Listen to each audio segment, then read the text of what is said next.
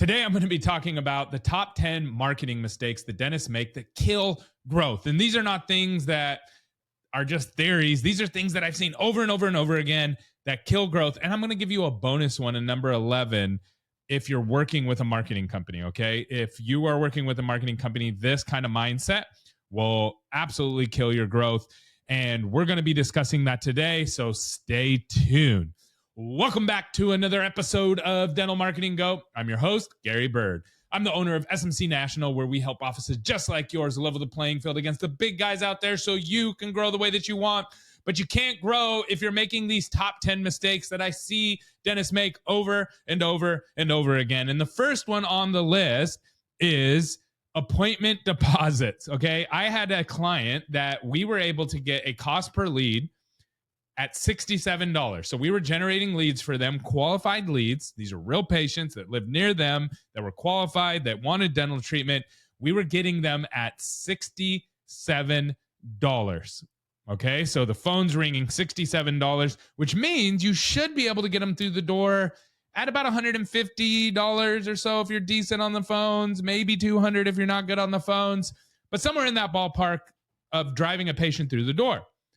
And guess what? They added an appointment deposit of $50. They thought they were really smart. They thought this would help them lower their no-show rate. And guess what it did instead? It drove their CAC, or cost to acquire a customer, or cost to acquire a patient, up to $800, which is crazy, which is even the average dentist out there marketing does better than that, right? $800. It drove it through the roof. Why? Because they put a barrier up. The number one rule of marketing is you remove barriers to get patients through the door. You don't put barriers up. Dentists think, however, and I get this all the time, if I increase the barriers, this will keep people from coming into my office that I don't want. And maybe that's true. That might be true, but it also stops the people that you want from coming in. Good patients aren't out there going, yeah, let me pay $50 to an office that I've never met before, that I just want to figure out if they can even solve my problem that I'm experiencing, when there's 100 other dentists that aren't going to charge me that. Why would I do that? For me as a patient, I have money to afford dentistry, but I'm not going to put a down payment on a dental office before I even go in there. There's no reason for me to do that when I have all the other options to go to that don't do that. And this is the number one thing that absolutely kills marketing and growth, and it drives up all of your costs for all of your results. So if you want really, really high cost to acquire a patient through the door with your marketing, make sure that you have a deposit on every single patient that comes in. And what you want to catch here too is always the offices that always say, we do it and it works. They're always super small. So if you want a super small office, this is a great strategy. Okay. And again, this is a podcast about growth. So we're focusing on growth. So don't do that if you want to grow. If you want to stay small, that's a good one. All right. Number 2, online schedulers. Now, are online schedulers awesome? Yes, but there's several downfalls to online schedulers. And I'm going to give you two of the main ones, okay? And I'm not saying don't use them. We use them all the time. I think they're great. I'm saying you got to be super aware and super alert if you're using them. So there's 2 things that will mess you up with online schedulers. Number 1 is they break all the time. And it's not the online schedulers themselves, to be fair to the online schedulers. It's actually the PMS. So what ends up happening, and a lot of times it's user error. You have to build out these blocks for the online scheduler to use in your PMS. Pretty simple, right?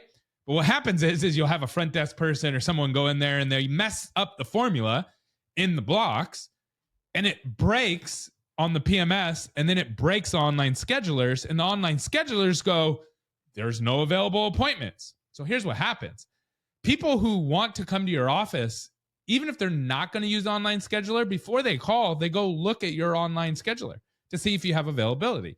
And then it says, we don't have any availability. Guess what they do? They don't call you. If you've ever experienced before where you're getting a good number of new patients, you're getting a good stream of calls, and then all of a sudden it just drops off, it's highly likely that your online scheduler just broke and you don't have these patients calling you anymore. So you got to get that fixed. That's a big one. And how you fix it is you got to watch it. You got to check it. You got to have somebody checking it every single day and watching that, because otherwise your patients will just fall off the face of the earth. So that's a big one. The other problem with online schedulers is there's no human touch. So patients like it because it's convenient, but the problem is you're still in the medical profession and there's questions that people have, and you still need to reach out to people. Otherwise, you're going to have less success with them if with like no shows. Your no shows can be higher, or they'll show up, you have no connection, they've never talked to anybody at your office. So it's really, really wise to still have the human touch that follows up with them. And you go, well, doesn't that defeat the purpose of an online scheduler? No, because the online scheduler allows you to capture opportunities while you're sleeping or while you're busy. And then you can call back whenever you're not busy. Because there's times of the day where you're really busy or you're not in the office. That's what online schedulers are amazing for. But what they're not amazing, what you can do is when you have slow times in the office, you reach back out to them, to the patient, and you connect with them. You make that human connection. So that's number 2. All right. So let's talk about number 3. Number 3. This is a big one. Okay. A review. Let's say you have 500 reviews and they're all 5-star and everybody's like, you're the best, ABC Dental, Dr. Smith, you're amazing. But then somebody hops on there and says, oh, you know what? They paid for all these online reviews. That will kill your practice so fast because people will see it. And what happens is just people stop calling because they go, oh, fake reviews. Boom. And they're out. And it only takes one of these. So why does this happen? So what happens a lot of times is people, offices, dental offices go, man, I want more Google reviews because they're good. That's smart. But then how they go about it is wrong. So then they're like, let's give everybody a $20 Starbucks card or a $10 Starbucks card. And so they start, hey, will you leave us a Google review? We'll give you a $10 Starbucks card. And it works. So you go, let's do more of that. And then what happens is they end up, one person gets mad at you and goes online and said, they're giving away Starbucks cards to get these reviews. They're paying people to get these reviews. And then it absolutely crashes your marketing. That is really, really bad. You don't want that to happen. So don't pay for reviews. Who should you pay instead? You should pay your team. Incentivize your team, not the patient. Okay. You just do a great job for the patient and they'll leave reviews if you ask. Okay. All right. Next. Negative reviews on Nextdoor. So I just had a doctor reach out, not a client, but just a doctor that I saw online. He posted anonymously in a Facebook group and they were absolutely getting trashed in the Nextdoor app. If you don't know what Nextdoor is, it's like a lot of neighborhood moms and stuff. It's like a mom group basically of people, and they just talk about businesses, good businesses and bad businesses. This guy got decimated in there, and it hurt him bad. Here's what happened to this practice. The owner had kind of backed away from the practice a little bit, and the associate was running the practice. And they probably weren't doing things the way that they should have been done. And so the owner came back, tried to get things on track. But by then it was a little bit too late and they just got decimated in Nextdoor.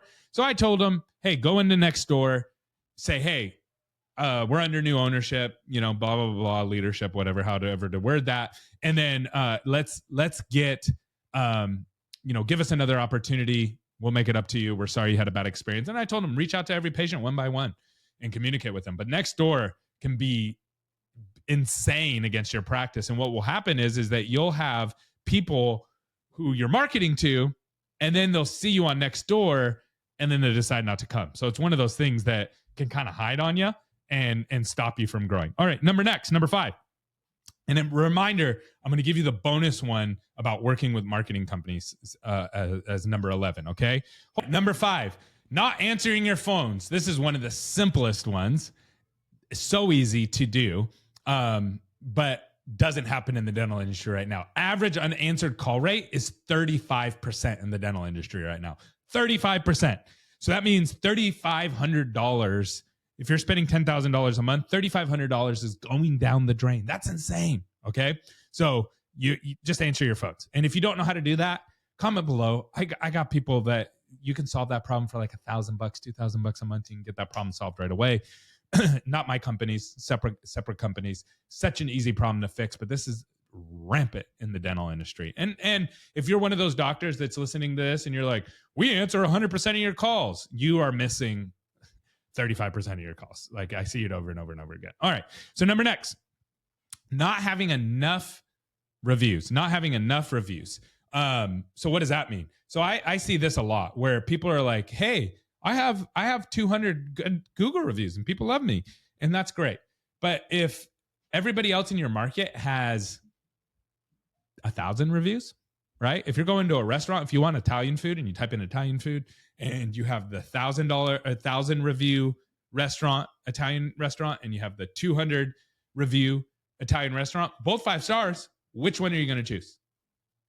So what people don't realize is if you're not in the conversation, it's very hard to drive patients.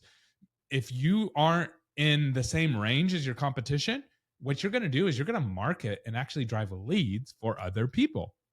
And so you're going to market, they're going to look at your website and go, oh, okay, that looks okay. And then they're going to hop out, look at your reviews, and then they're going to look at other people's reviews, and then they're going to go to that other business that didn't market that had more reviews than you. There is a way to prevent that, but you got to have marketing people that actually help you with that. It's not anything that's intuitive that you would be able to solve this with.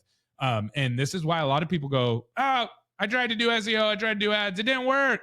Yeah, it didn't work not because of ads and SEO, it's because of your online reputation. Very, very important. All right, next, not block scheduling. This is a big one. So anytime we talk to the dentist that wants to get more new patients, we always ask, how many newborn patients do you need? And they go, infinite. I can take all the new patients, which is awesome, right? But you can't fit infinite number of new patients into your office. And so it's always like, well, how many can you actually see? And it's like, well, we could see a lot. We have a lot of openings. But what they don't realize is when patients are calling their office and saying, hey, when can you see me? Their team's saying, oh, I can't see you for another 3 weeks, right? The average time to a dental appointment, right now for dentist offices is like 2 to 3 weeks. So you're saying you want all these new patients, but then you're making them wait a long time. And it's because of the way your schedule is structured. And so you have to use block scheduling. You have to force your team to be like, no, same day, next day, same day, next day. Like all of your dental appointments should be same day, next day if you want to grow. And that is so important. If you're putting people too far out, you are not going to grow the way that you want. All right.